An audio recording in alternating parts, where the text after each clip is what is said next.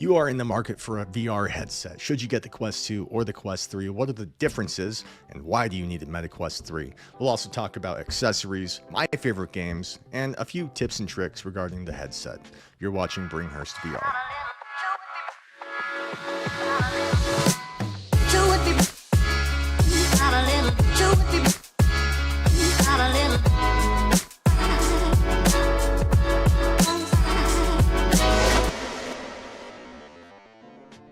So I am talking to people constantly about which headset should you get, the MetaQuest 2 or the MetaQuest 3, and it's only down to those two options because nobody else in the US market is really pushing a standalone device outside of Meta.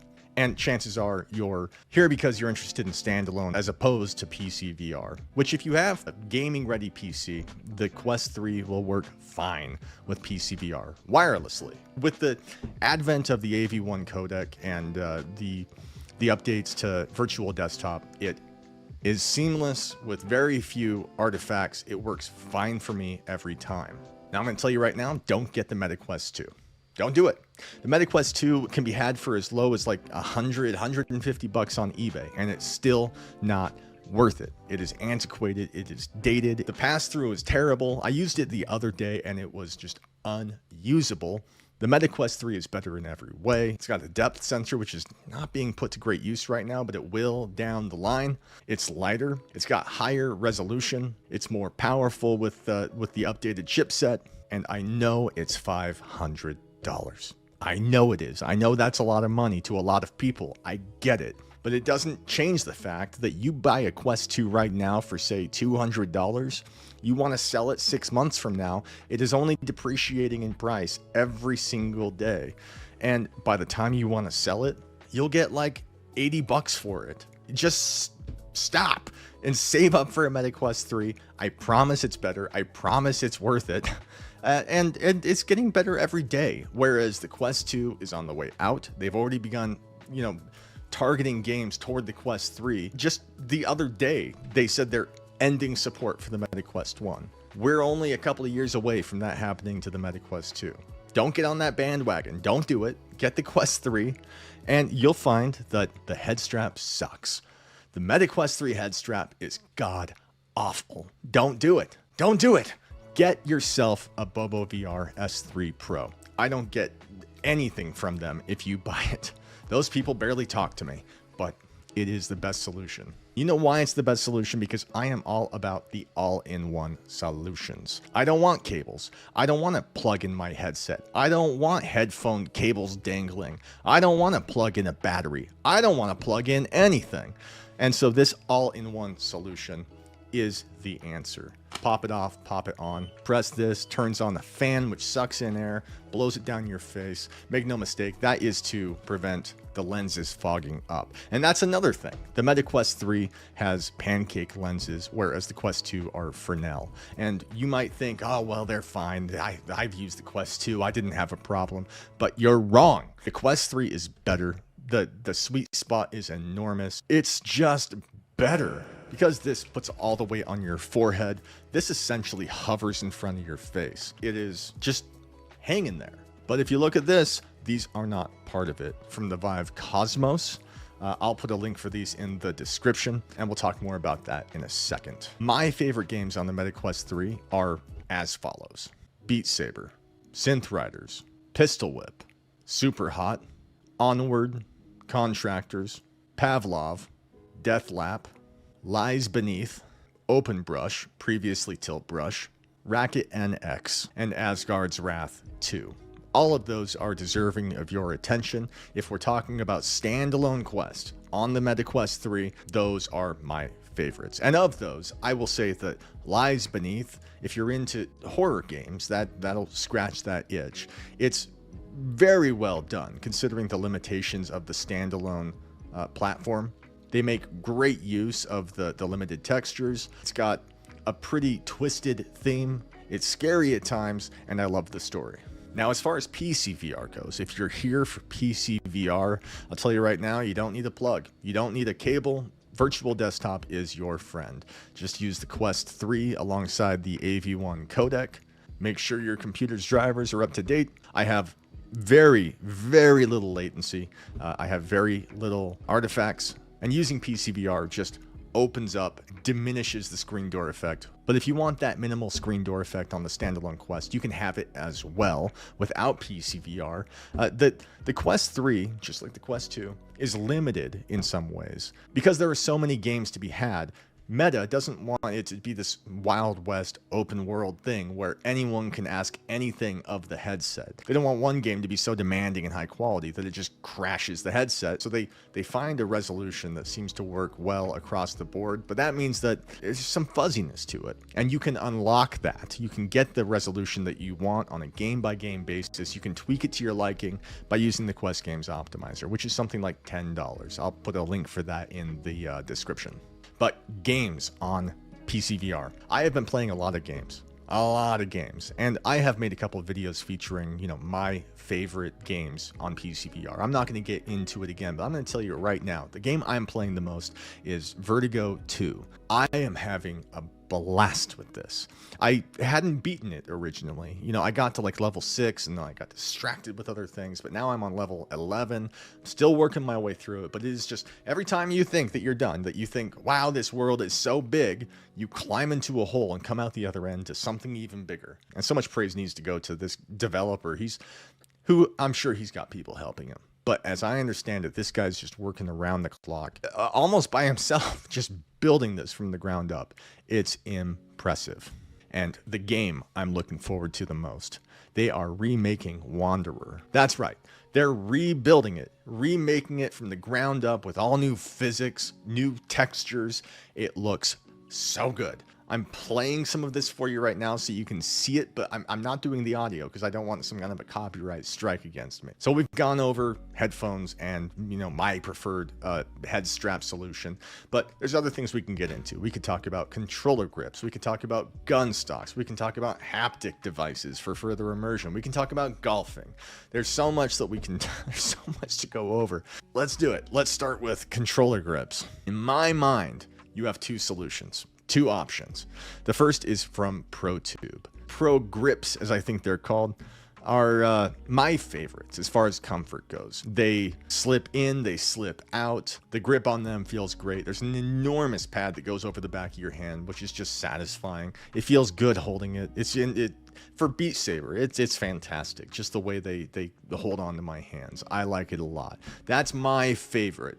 But if that's not your thing, you could look at the Kiwi design grips that they just came out with. The grip on these feels fantastic. They're well built. They're strong. The lip of the top sits on the face of the controller perfectly, and it doesn't move. It doesn't slip off on accident. And it's something that once you put it on, it never comes off again. So if you have any kind of a dock, whether it's the official Meta dock or this dock right here that I'm showing, which I like a lot, and it's half the price, by the way, then, you cannot use these grips. But if you are using, say, the Kiwi design charging dock, which again, link for that will be here in the description, then you just drop the controllers in at the sides, and then when it's time to replace the batteries, you just pull your batteries off the charger. Please tell me that you're not just going through batteries. Get yourself a battery charger and some AA rechargeables. That's what you need. One of the benefits of the Pro grips are that they have these magnets on the bottom. They're out of the way. You'll never know they're there. But if you ever decide to upgrade and add to this kind of collection of accessories of yours, then they work already. And I'll show you what I mean. Another accessory I'm just in love with is the ProVolver.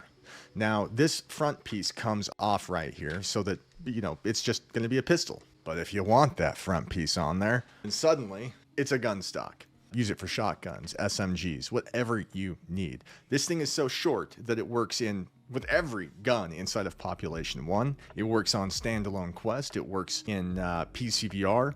And while it's got a fair number of supported games just natively, if you're on PCVR, then they have got a backwards compatibility app so that it's not based on sound. It's based on the trigger function. And when you fire, I don't have it synced up right now, but this thing pulls back. and it kicks, and it gives you that immersion that you're looking for. It's fantastic in Population 1. It's fantastic in Onward, Contractors, Half-Life Alyx, Vertigo 2, Space Pirate Trainer, all of these games. It just increases the immersion. I like it a lot. Of all the accessories I have, minus the ones that are just necessary for comfort, like the BoboVR, that is my favorite accessory. Just everything about it is amazing. I love it. And then, of course, we've got the ForceTube, which, wouldn't you know it, what did I say? I said it's got magnets on the bottom so you can add to it as you see fit. Well, guess what? I see fit. Huh? I mean, to use this with the ForceTube, I'd have to remove this front part right here, okay? Not a big deal. It comes off in seconds. But once that's off, connect right there. And while I have you here, I need to ask you, please subscribe to this channel. Supporting me, it means the world to me. And give it a like. It does so much for the algorithm. Something like 90% of you guys are not subscribed, and it just breaks my heart. I'm glad you're here. Make no mistake. I'm glad to have you. But go subscribe, and it would just mean the world to me. And now let's get back to it.